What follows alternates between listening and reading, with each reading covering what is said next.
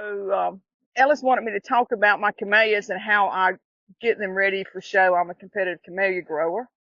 So let me go show you a couple of my plants. That's kind of weird.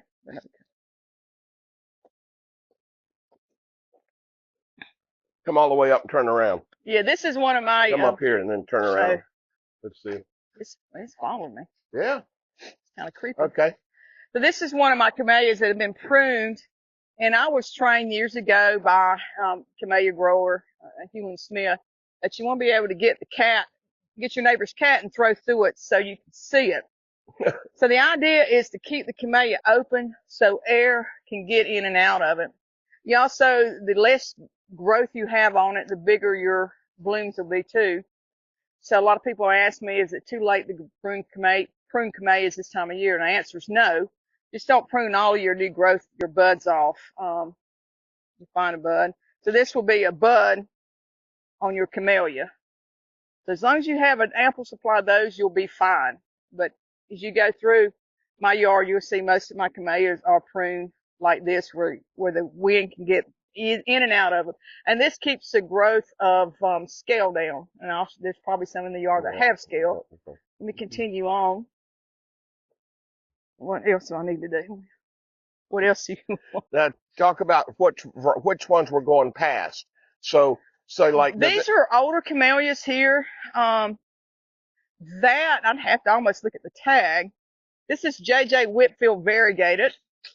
It's that particular plant is probably 50 years old, but it's kept pruned down so it doesn't keep the growth low, so we don't get big and out of hand. So you'll be able to. Is this one of your stars? No, these pretty much what's out here on the sidewalk are not my show bloom. Okay, well let's go back. Some of them I do show. And we're about 6 months exactly from the big camellia show.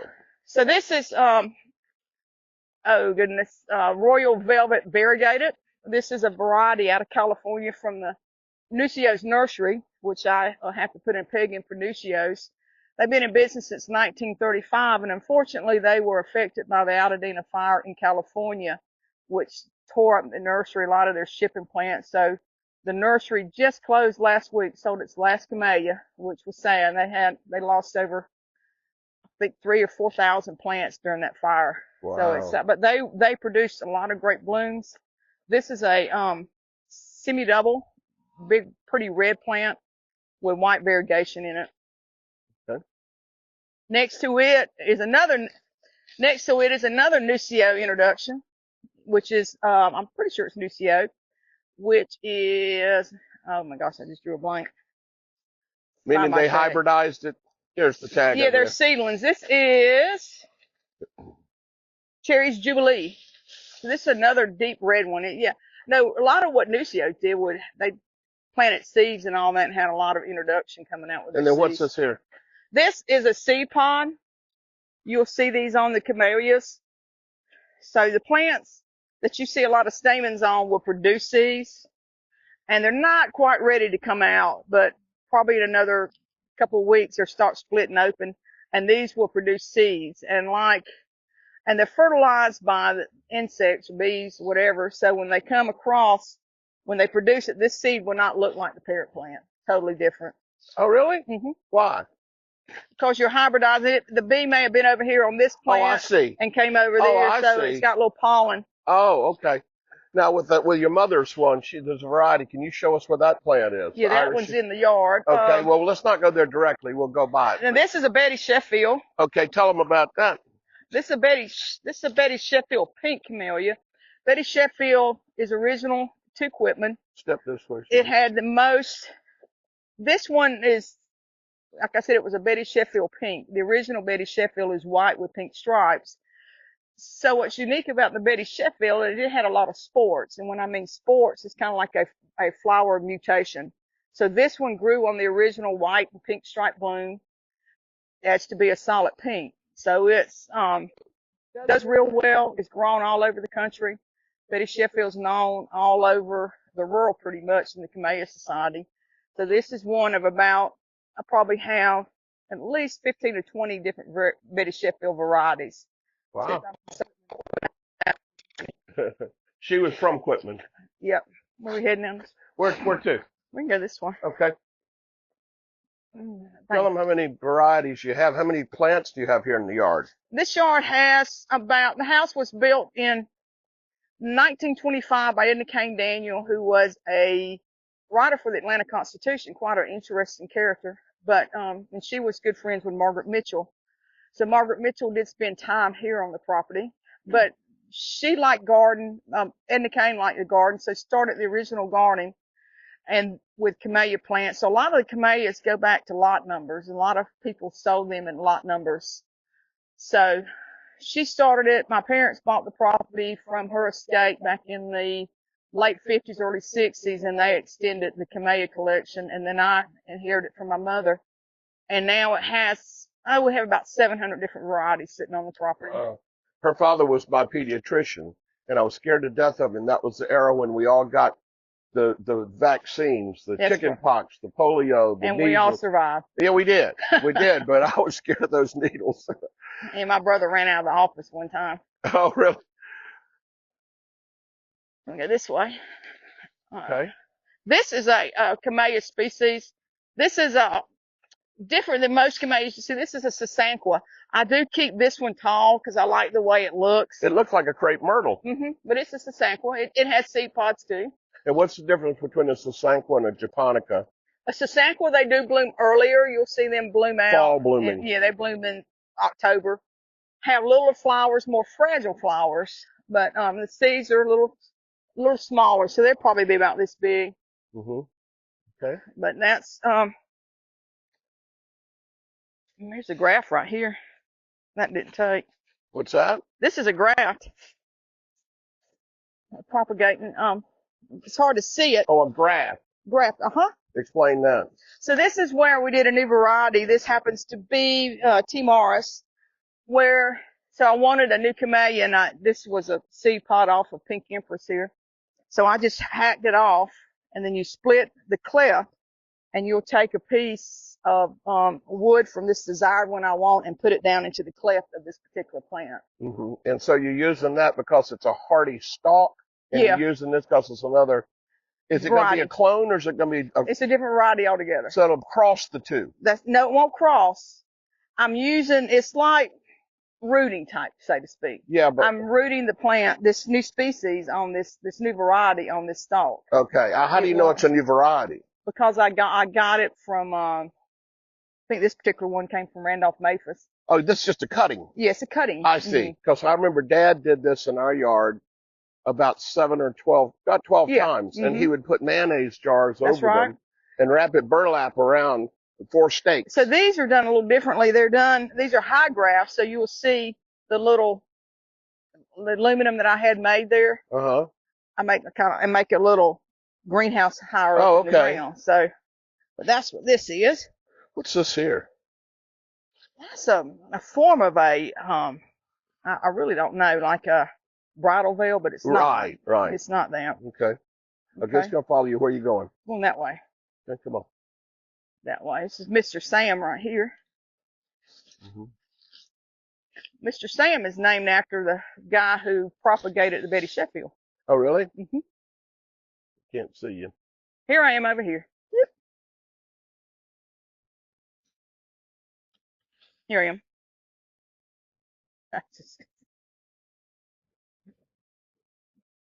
This is a graft here. Okay. You see the knot on that one. Yeah. So that is Tudor Baby variegated. Valdosta variety. It's actually a Hewlin Smith variety. The funny thing about Tudor Baby is when Hewlin realized what he had, that when it bloomed the first time, Hewlin liked big red plants, so he threw Tudor Baby out in the creek bed.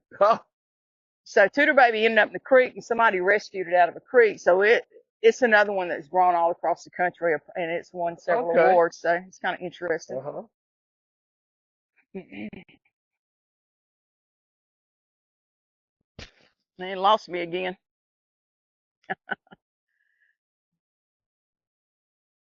Step this way. Oh, that's kind of creepy. Okay. Hey, come on a little bit, and then walk this way. Right here.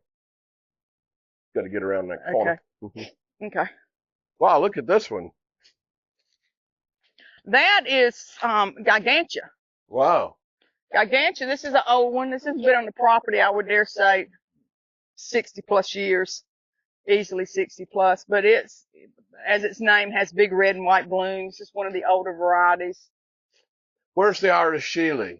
She's over there. We have to go about closer to the house. Okay, and then how about what's going to be your biggest star this show? Oh, my camellias. Yeah. This one's always good. This is Chandelier Elegant Champagne, big white bloom with really little green tint to it. Okay. That one's a good one. That thing's lost me again. Willard Scott's growing right there. Okay. Okay. This is a good one. This is a white formal double. This is seafoam, so it'll be a good show plant. Yeah. It's a good show one. Okay. Let's see what else.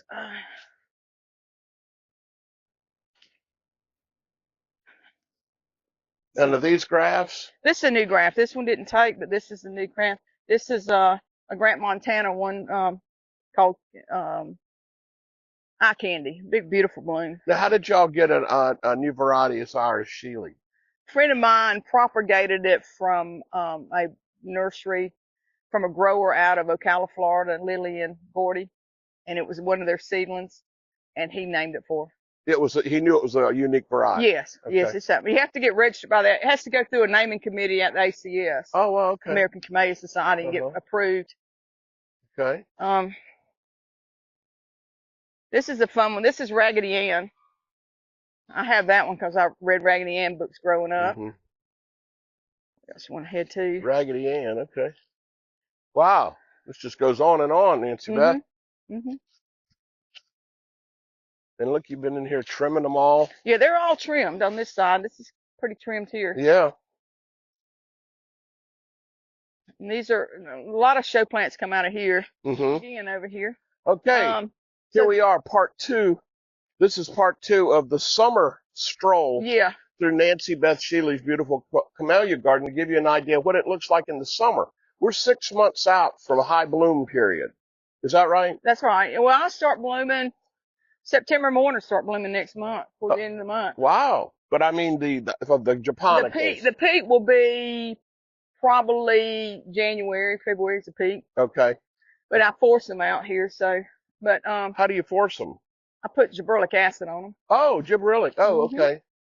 So. Okay. You jib them. That's right. So when you put yours in the show, they're treated. Most early shows they are. Later shows they're not. So this is Irish Shealy. This is, a friend of mine gave me this. It was in his greenhouse. So, but it's, Mark Crawford? No, this came from Randolph. And you're doing an air layer on it. Well, it was tagged. That's a tag. Yeah, it was flipped over. It's, and you're going to show us an air layer and explain that. Yeah, I'll show you air layer a lot. A lot of these here, these camellias, if you want to get a camellia quick, if you know somebody that grows them, you'll go out to their yard, pick some blooms you like, and then you'll root them in the air, so to speak. It's kind of a neat technique.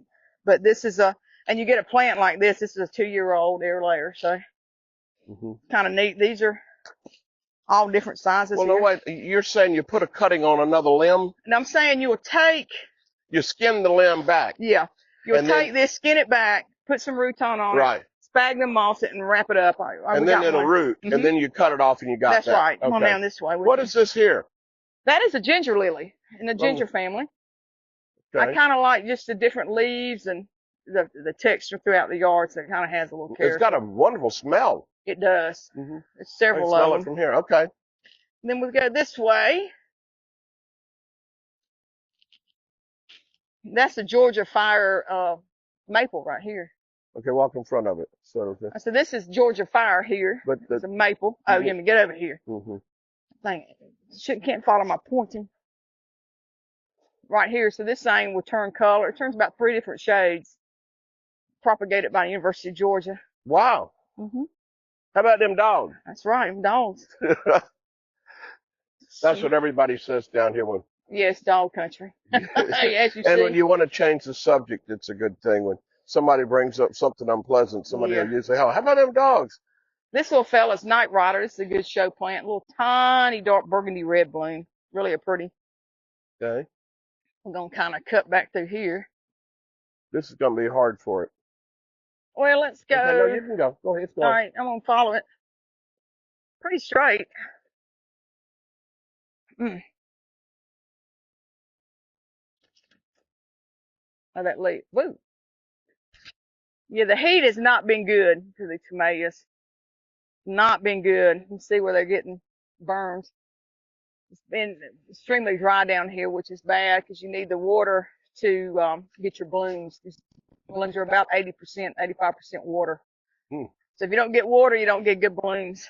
You don't irrigate though, do you? I have some irrigation here if I have to. But it'd be a lot of money. Yeah, I do irrigate when it gets to the pinch. I'll do it. Right. As it gets closer in, I'll do more irrigation. Okay. But